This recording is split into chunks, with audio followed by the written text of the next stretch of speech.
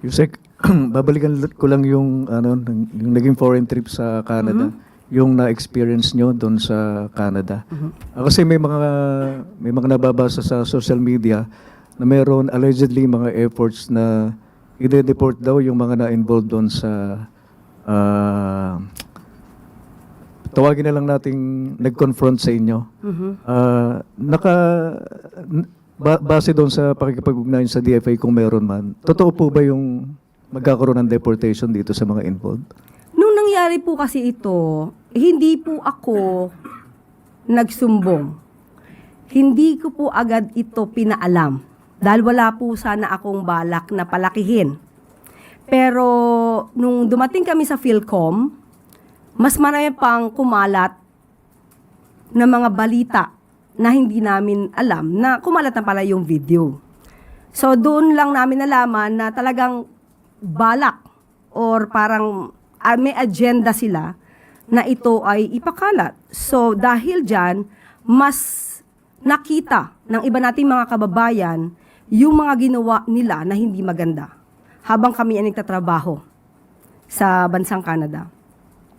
So, hindi din po tayo nagsabi kahit na kay Secretary Dave Gomez, wala dahil after namin na-experience yon ay dumiretso na lang kami sa ibang venue para matapos yung aming video shoot para sa pag-present ng highlights ng ginawa ng Pangulo sa Canada. So, nalaman na nga lang namin dahil kami pa yung sinabihan na may kumakalat na video. Hindi po tayo nagsumbong, hindi po natin alam kung merong gagawing aksyon ang Philippine Embassy, ang ambassador at ang Consul General sa Canada, pero as far as I'm concerned, wala po kaming isinumbong. Nagkataon lang po na kumalat siya siguro dahil sa ibang mga kababayan natin. At the same time, siguro yung kumuha ng video, yun talaga yung purpose nila. So, wala kaming kinuhang video, hindi po galing sa amin ang video, sa kanila po galing. So, kung ano po ang magiging tugon dito ng DFA, mas maaari po siguro na i-address na lamang natin ito kay Secretary Tess Lazaro. Sa last point regarding this, nagkaroon ng reaction si Senador Robin Padilla at ang sabi niya sa inyo, wag daw kayo maging balat sibuyas, saying that public service comes with scrutiny and even insults. Opo, mas maganda po sana kung nagsalita muna si Senator Robin Padilla at inalam niya ang buong kwento bago siya nagsalita na balat sibuyas.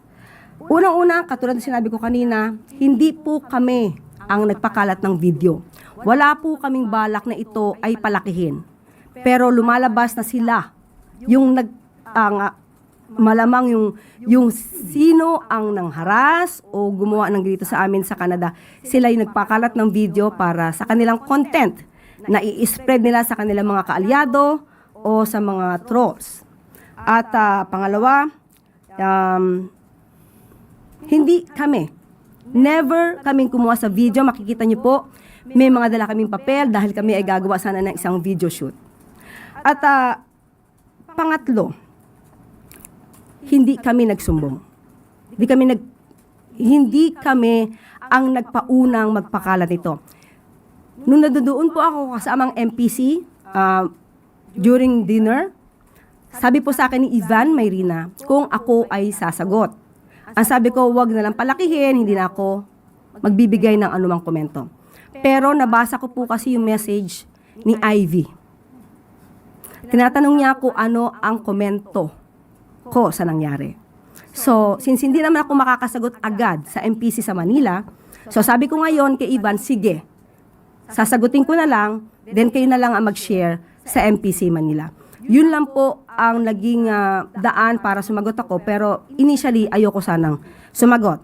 Ngayon, pag-uusapan ba ang balat sibuyas? Unang-una po, siguro mas maganda na masabi niya rin ito, or mismo ni Senator Robin Padilla sa sarili niya. Dahil hindi po tayo balat sibuyas, hindi po tayo umaalma, katulad ng ibang ginagawa na tinaasan lang ng boses dahil sa kanyang pagsisingit or pag-interrupt sa pagsasalita ng isang senador ay biglang umalma na at medyo nag-alburuto. Yan po ang totoong balat sibuyas.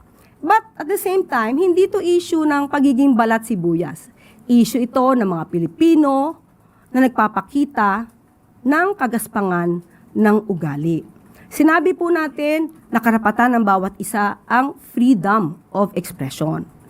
Pero, ang pagsasabi ba, so magandang itanong natin to kay Senator Robin Padilla, ito tolerate niya ba ang mga kapwa niya Pilipino o maybe kaalyado niya o ang naratibo katulad ng kanyang mga kaalyado? Ang mga salitang, mamatay ka na sana. O kaya ang pagmumura na PI. Hindi isang beses, hindi dalawang beses. Ito tolerate niya ba yan?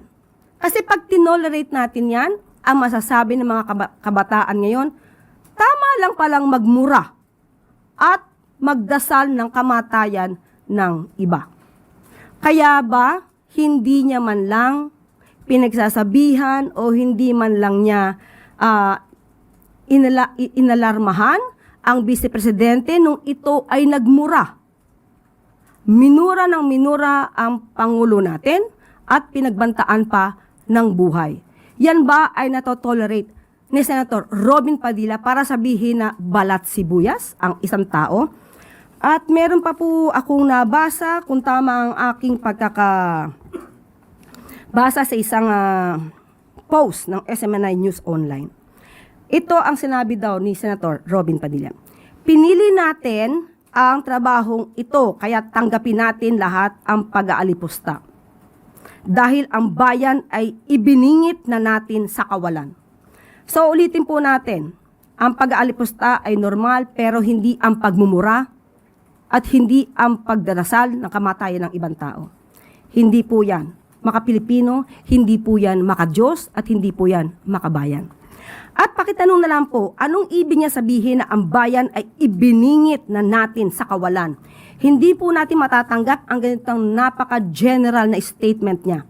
Ipaliwanag po niya sana ito kung anong ibig niya sabihin to, dahil pag pinaliwanag niya po ito, sasagutin ko po siya. Hindi po siya maaaring magpintang ng ganito nang wala siyang anumang ebidensya. Salamat po, Yusek. Follow-up question mula kay Chris Jose Rimate. Ma'am, paano po kung dumating sa punto na mag-public apology yung mga taong to para po mahingi po yung pagpapatawad nyo? Ano po ang masasabi nyo rito?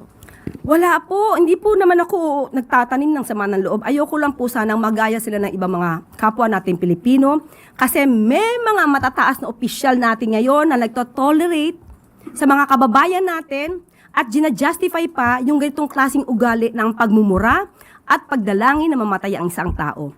Hindi po yan dapat tinotolerate. Sana yung matataas na opisyal natin ngayon dito, sila ang magsilbing modelo para sa kagandahang asal.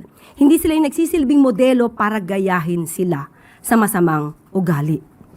Thank you po. Sunod na tanong mula kay Samuel Medinilla.